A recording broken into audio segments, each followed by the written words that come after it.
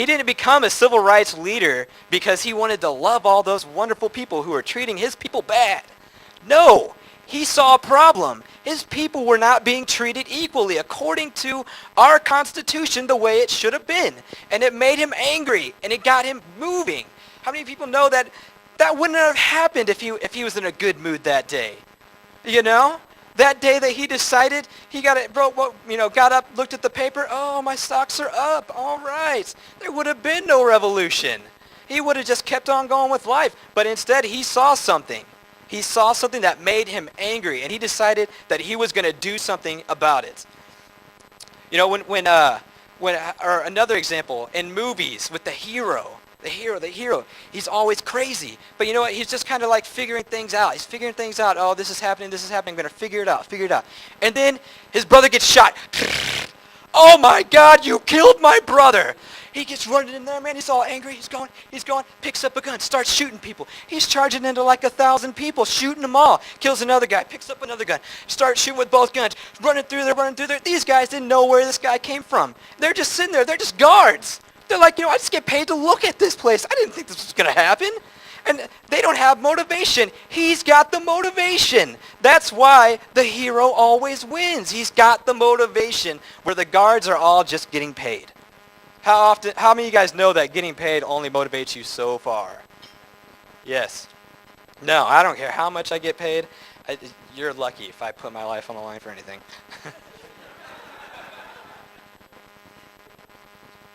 So, pride and anger motivate us. And because of this motivation, it's hard for us to give up that pride and forgive people. But this is the final step. And another reason why it's hard to give up that, or to ask somebody, or to forgive somebody, is because there's a trust broken. If someone hurts you, you never have that trust again, or at least it's hard to get it back. And to you, it might feel like until they can come and admit to me that they did this wrong, I can never trust them again. But what did that definition say? Let's get back to it. I'll flip it over. It says, and I quote, to grant pardon without harboring resentment. No resentment there. Trust restored. If you can't restore that trust, you aren't forgiving them. All right. Now, and the next part, it's kind of a semi-step. And it's not really ever like spoken in the Bible, but I think it is implied in the Bible. The next step is forgiving ourselves. How many of you guys know that we are our biggest critic? And the reason that we are our biggest critic is because we know what we're capable of. We know the compassion that we are capable of. We know our abilities. And when we hurt somebody or we fail, it's hard to get past that. Very hard. How many of you have found it so much easier to forgive the person that was with you when you did something wrong than it is to forgive yourself when you did that same action? I know it's me. It's me because, they're just your friend. That's their own thing. They may have hurt you, but at the same time, you're better than that, or at least you know that you're better than that. All right, I'm going to go ahead and get into Matthew 22, 36 through 34. This is a really good passage. Pretty much the passage I live my life by. Teacher, which is and there. These are the what are they called? Not the disciple. Yeah. Anyways, teacher, which is the greatest commandment in the law? And Jesus replies, love the Lord God with all your hearts and all your soul with all your mind. This is the first and greatest commandment. And the second is like it, love your neighbor as you love yourself. All the law and the prophets hang on these two commandments. These two commandments. Love the Lord your God with all your heart, mind, whatever, and love your neighbor as you love yourself. That's great, but how can we love other people if we can't even love ourselves? Okay? So let's go ahead. I want to get back to Judas and Peter now. All right, this is Judas, as it is placed up there. Matthew 26:47 through 49. While he was still speaking, Judas, one of the 12, arrived with him, and was a large crowd armed with swords and clubs, sent from the chief priests and the elders of the people. Now the betrayer had arranged the signal with them. This, the one I kiss is the man. Arrest him. Going at once to Judas said, "Greetings, Rabbi," and kissed him. Betrayed by a kiss. How many people have heard that before? Betrayed by a kiss. It's so perfect. It's so perfect. It's like poetic. It's like Shakespearean. It's that great. Betrayed by a kiss. Betrayed by a kiss. All right. And how many of you know after this? Can anybody tell me what Judas went and did after this? Anybody at all? He went and hung himself. He died, yeah. He killed himself. He couldn't get over it. Couldn't get over what he did. All right, let's go ahead and go to the next.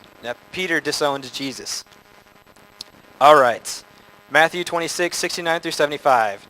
Now Peter was sitting out on the courtyard, and a servant girl came to him. "You also were with Jesus of Galilee," she said. But he denied it, and before them all. "I don't know what you're talking about," he said.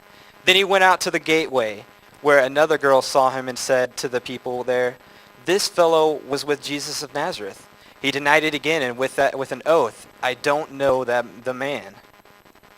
After a little while, those standing there went up to Peter and said, "Surely you are one of them, for your accent gives you away."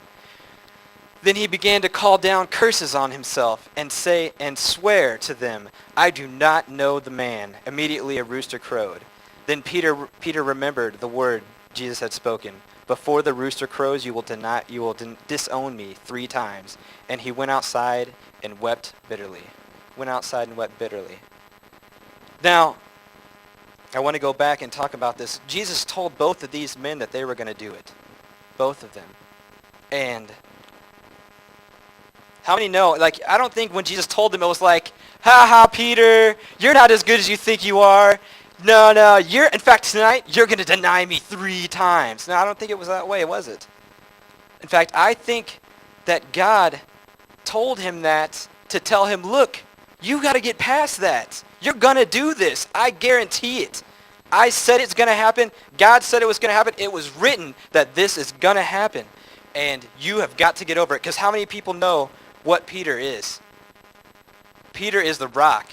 He has to go on. He's got to get over this because he has the foundation. He's the foundation of the Christian church. So if Peter can't get over this, then what's going to happen? Nothing. The church doesn't move on. So what's the difference between Judas and Peter? Can anybody tell me? Peter was able to forgive himself, and Judas was not. Judas killed himself. That's crazy. How many people know we've got to get over ourselves? We've got to get over our own problems because there's greater things out there. God has a greater plan. We've been talking about it for too long. God has a reason for all of you to be here tonight. Can I go ahead and get the musicians up here now? It's like the longest sermon I've ever given, man.